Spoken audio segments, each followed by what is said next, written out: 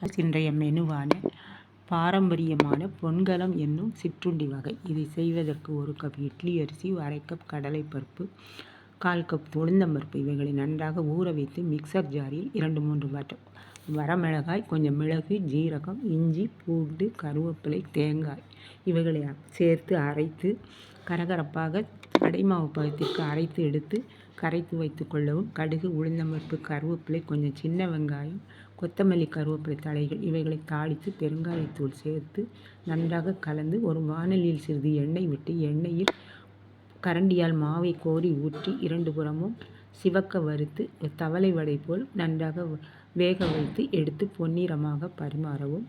கொஞ்சம் பச்சை மிளகாய், கொஞ்சம் வெள்ளைப்பூடு பற்கள், கொஞ்சம் புளி, கொஞ்சம் கருவேப்பிலை, வெங்காயம், கொஞ்சம் தேங்காய் இவைகளை சேர்த்து காரசாரமான சட்னி சேர்த்து சாப்பிடவும்.